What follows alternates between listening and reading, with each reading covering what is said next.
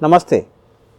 लोक कलाओं पर केंद्रित इस छोटे से संवाद में आप सबका स्वागत है। लोक कलाएं समाज के जीवन का प्राण होती हैं, चाहे वो कोई भी लोक कला हो, चित्रकला हो, लोक संगीत हो, लोक नृत्य हो, लोक साहित्य या लोक कला का कोई और आयाम।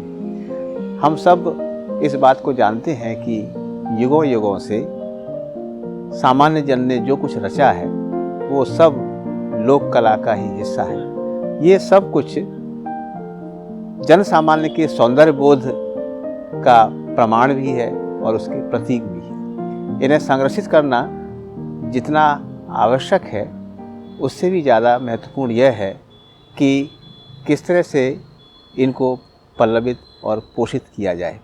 हम सभी जानते हैं कि राज्याश्रय में जो कलाएं पनपी, जिनको राज्य आश्रय मिला, चाहे वो राजाओं के ज़माने की बात हो या लोकतंत्र में, शास्त्रीय कलाओं को महत्व मिला और लोक कलाओं को वो दर्जा दुर्भाग्यवश प्राप्त नहीं हो पाया।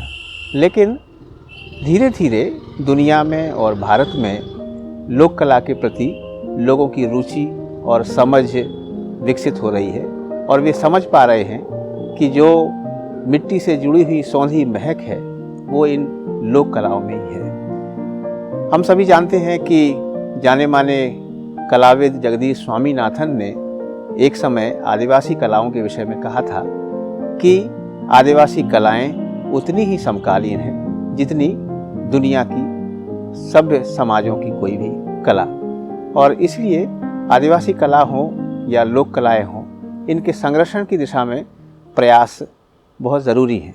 इस दिशा में सरकारें अपने अपने ढंग से प्रयास कर रही हैं, लेकिन व्यक्तिगत स्तर पर जिस प्रयास को मैं जानता हूँ वो पटना के कलाविद सुनील कुमार जी के विषय में बताना चाहता हूँ, जो फोक आर्टोपीडिया के नाम से अपनी संस्था संचालित कर रहे हैं। मैंने उनके संग्रह को देखा है, जो अपने आप में एक लोक कलाओं पर केंद्रित एक दुर्लभ संग्रह और दस्तावेज है, जिन्हें हम टेंजिबल और इनटेंजिबल कलाओं की तरह मानते हैं। उसमें हम देख रहे हैं कि सब कुछ इवेंट में परिवर्तित हो चुका है और ऐसे समय में अपने कैरियर की परवाह किए बिना जिस तरह से सुनील कुमार जी लोक कलाओं के संग्रहण में, खासतौर पे बिहार की लोक कलाओं के संग्रह में लगे हुए हैं, वो अपने आप में एक अनुपम उदाहरण है। मैं उनके प्रयासों को साधुवाद देता हूँ और ये भी जो समर्थ लोग हैं सरकार में बैठे हुए या सरकार से बाहर, उन सब से हम उम्मीद करते हैं कि ऐसे कला प्रेमियों को जो लोक कलाओं के संरक्षण में, उनके दस्तावेजीकरण में, उनके डॉक्यूमेंटेशन की दिशा में काम कर रहे हैं, उनका सहयोग सुनील कुमार जी जैसे कलाविदों को मिलना चाहिए। बहुत धन्यवाद।